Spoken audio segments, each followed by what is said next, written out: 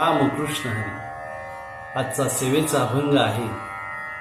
काय उणे आम्हा विठोबाचे पायी, नाही ऐसे काही येथे एक.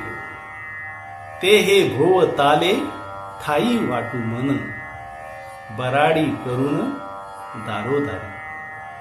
कोण बळी माझ्या विठोबाचा वेगळा, आणिक आगळा दुजा सांगा. तुका म्हणे मोक्ष विठोबाचे गावी, फुकाची लुटावी भांडार येते.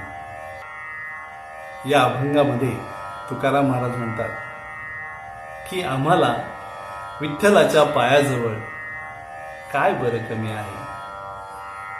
आम्हाला येथे कोणतीही उणीव भासत नाही.